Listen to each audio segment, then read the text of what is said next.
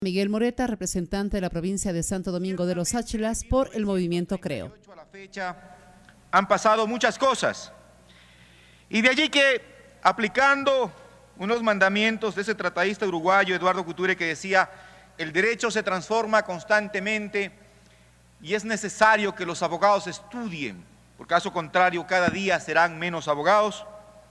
Es necesario apuntalar un proceso de cambio en la administración de justicia. Pero creo yo que tenemos la oportunidad histórica, brillante, de materializar ese ítem que dice en el preámbulo de la Constitución, de que decidimos construir una sociedad que respeta en todas sus dimensiones la dignidad de las personas y las colectividades. Que respeta en todas sus dimensiones la dignidad de las personas y las colectividades.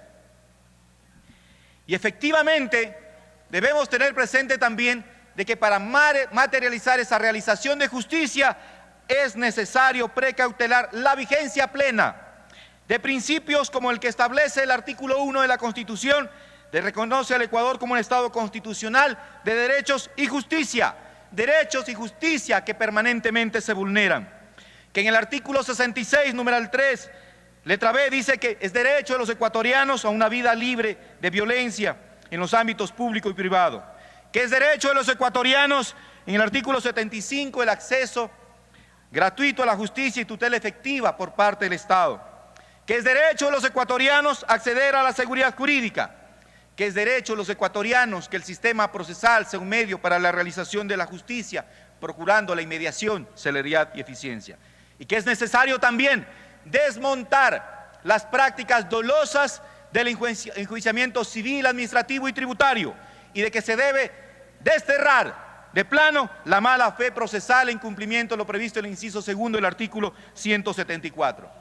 Aquí no importa establecer qué justicia ha sido más mala, si la pichicorte o la corchocorte. Lo que importa es darle a los ciudadanos la certeza de que si van a ir a juicio, su pleito, su litis, su juicio va a ser resuelto en forma expedita, en forma oportuna, respetando el debido proceso, salvaguardando el derecho a la defensa. Ayer como ahora, la administración de justicia en el Ecuador sigue siendo pésima, sigue siendo lenta, ineficiente, engorrosa, cargada de excesiva incidentalidad. Una administración desprestigiada, con inseguridad jurídica e inseguridad ciudadana.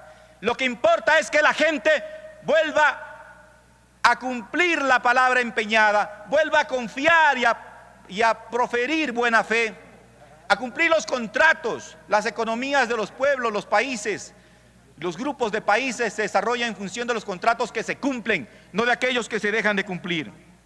Y entonces es necesario que este Código General de Procesos, al que hemos decidido como oposición propositiva apoyarlo de manera unánime, tiene que tender a corregir los abusos, por ejemplo, de aquellos que más tienen con los que menos tienen. Y sobre todo, corregir los abusos del superpoderoso Estado contra los administrados y contribuyentes. Se dice permanentemente que no vamos a apartarnos del principio solvet et repet en casos contenciosos tributarios, que significa pague primero y reclame después. Les pregunto, colegas legisladores, en el caso Majadita del Banco de Fomento, en que a unos pobres campesinos los utilizaron, sus documentos de identidad, para hacerlos figurar como deudores, y otros funcionarios inescrupulosos se llevaron el dinero, ¿tienen acaso la obligación de consignar primero el monto de la caución para reclamar después? Alguna colega asambleísta refería en el interior de la comisión que hubo un caso en Galápagos en que por ayudar a los pescadores artesanales para comprar nuevas embarcaciones, le dieron el dinero, el crédito al fabricante de las embarcaciones, y este nunca cumplió. Sin embargo, ante el banco los obligados eran los pescadores artesanales. Entonces yo creo que hay que establecer casos de excepción, particularmente cuando los títulos de crédito estén prescritos, cuando se cuestione la legitimidad por vía de falsedad o falsificación, y cuando el servicio que está generando la coactiva, por ejemplo, sea inexistente, como el caso de las empresas públicas de agua potable y particularmente la de Santo Domingo, en que desarrolló una desaforada campaña de cobranza de coactiva con amenazas, con cartas intimidatorias y todo tipo de hostigamientos contra ciudadanos pobres de los sectores Santa Marta, el Cañaveral, Platanito, para cobrarles por el servicio de agua potable, porque así había arrojado el sistema el informe de cartera vencida sin siquiera percatarse de que no habían ni siquiera instalado las acometidas del agua potable. Ese tipo de cosas se dan en el Ecuador, ese tipo de cosas se dan contra la gente más pobre. Y es necesario ir corrigiendo cualquier posible exceso que pueda tener el Estado. De allí que, al hablar de reformas, también tenemos que tener cuidado en no caer en contradicciones, compañeros. Si revisamos el artículo 136 del 164, se habla de la oportunidad para presentar documento de probatorio a la demanda. Yo digo que no se puede coartar el derecho a la defensa.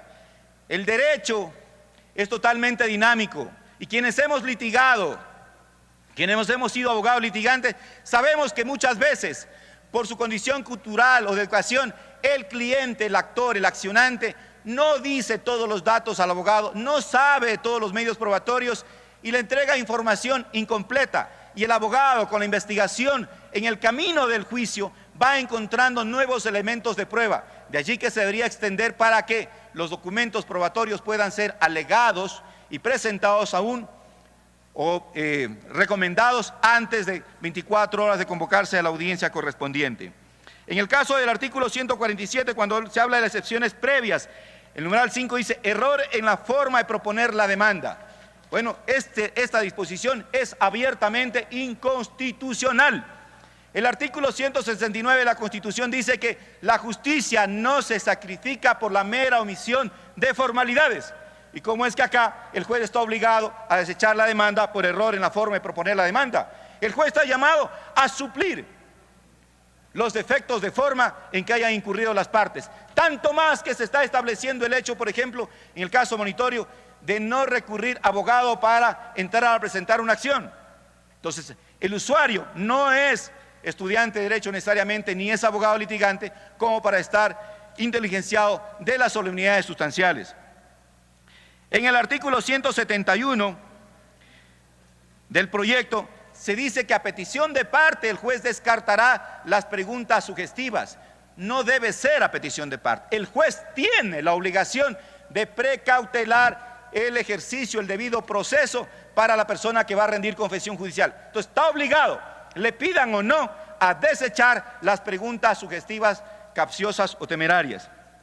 Respecto al artículo 238 en la inspección judicial, se dice que solamente podrá pedirse dentro de la demanda y allí no se guarda coherencia con lo que establece el artículo 127 para el caso de las diligencias preparatorias. Entonces ahí hay que corregir para no tener contradicciones.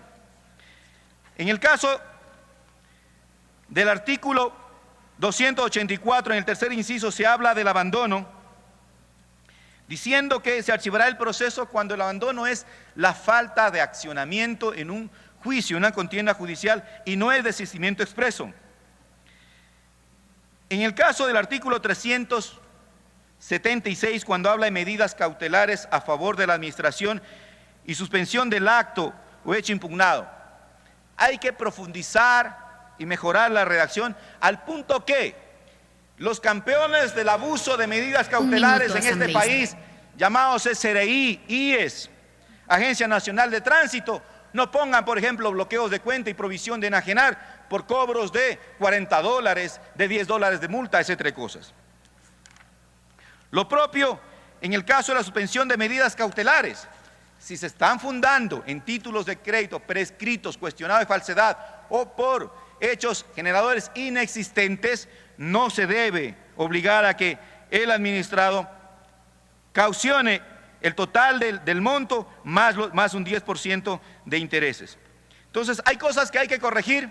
Yo creo que este debate está empezando y está empezando, ojalá, de una forma democrática, de una forma que tenga apertura y que al final del día les sirva a los ciudadanos para recuperar la fe y la confianza en la administración de justicia. Gracias, Presidenta.